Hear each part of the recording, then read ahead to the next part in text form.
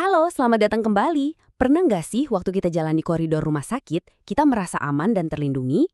Nah, di balik dinding yang kelihatannya biasa aja itu, sebetulnya ada sebuah sistem raksasa yang dirancang super cermat buat melindungi kita semua. Hari ini, kita bakal kupas tuntas lapisan-lapisan dari perisai tak kasat mata ini. Oke, langsung aja kita mulai. Kita semua tahu rumah sakit itu tempat untuk sembuh, tempat penuh harapan dan pemulihan.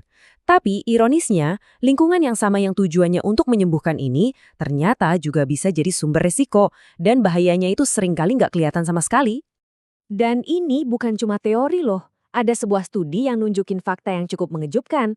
Ternyata nih, menyentuh gagang pintu, pegangan tempat tidur, atau meja di kamar pasien, itu resikonya bisa sama besarnya dengan menyentuh pasien yang terinfeksi secara langsung. Jadi, lingkungan sekitar itu sendiri adalah pemain kunci dalam penyebaran kuman.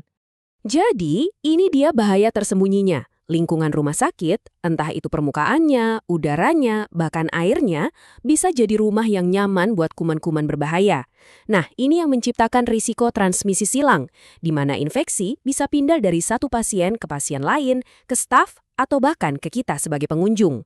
Tapi untungnya, rumah sakit nggak sendirian ngadepin ancaman ini. Ada serangkaian protokol dan aturan yang super ketat untuk mengendalikan lingkungan ini. Dan ini bukan cuma sekedar anjuran atau ide bagus, tapi ini adalah kewajiban yang sudah diatur oleh hukum. Dan slide ini nunjukin betapa seriusnya hal ini. Ada peraturan Menteri Kesehatan resmi yang mengatur semuanya dari A sampai Z. Mulai dari gimana gedung harus dirancang, sampai cara membuang limbah medis yang benar. Semuanya ini adalah bagian dari strategi besar untuk menjaga kita semua tetap aman. Nah, yang menarik banget di sini adalah prinsip dasarnya.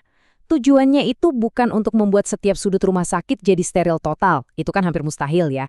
Tujuannya adalah mencegah kolonisasi. Gampangnya memastikan kuman jahat itu nggak bisa nongkrong, berkembang biak, dan bikin markas di berbagai permukaan. Terus gimana caranya mereka melakukan itu? Garis pertahanan pertamanya ada di bangunan itu sendiri. Yap, keamanan itu sudah dirancang sejak awal, langsung di dalam cetak bilu arsitektur rumah sakit. Coba deh perhatikan detail-detail ini.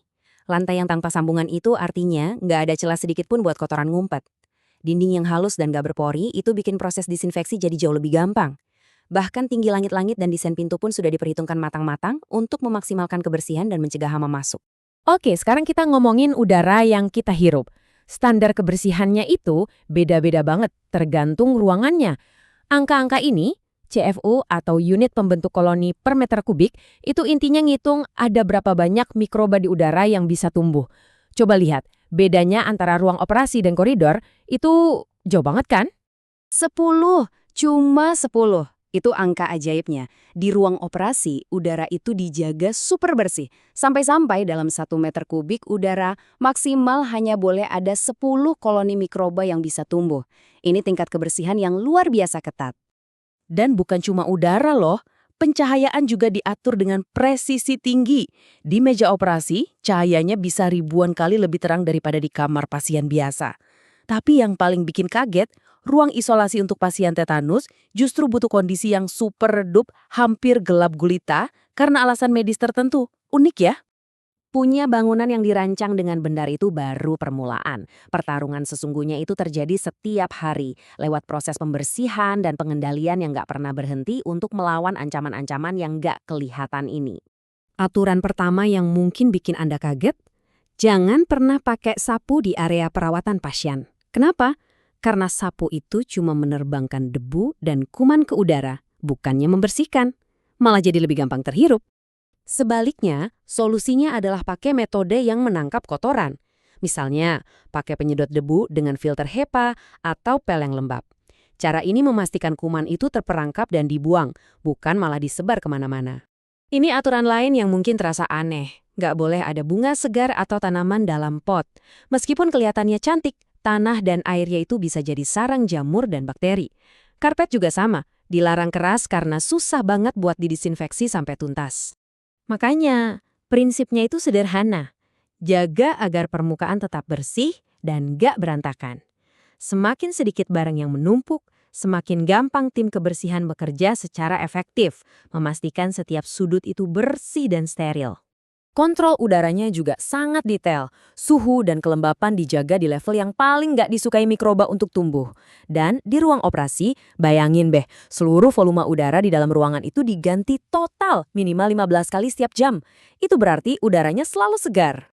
Jadi semua upaya ini, mulai dari desain gedungnya, aturan pembersihannya, sampai pengaturan udaranya, semuanya menyatu membentuk sebuah perisai.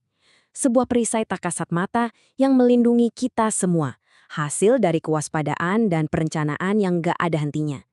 Pada akhirnya, semua ini tujuannya cuma satu, menciptakan lingkungan di mana proses penyembuhan bisa terjadi dengan aman. Untuk menghentikan penyebaran penyakit, melindungi semua orang yang ada di dalam gedung, dan memastikan bahwa tempat untuk menjadi lebih baik tidak malah membuat kita jadi lebih sakit.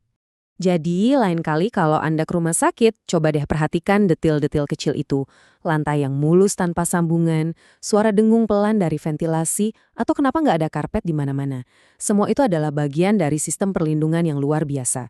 Dan ini bikin kita berpikir ya, sistem tak kasat mata apa lagi sih yang ada di sekitar kita, yang bekerja diam-diam menjaga kita tetap aman setiap hari?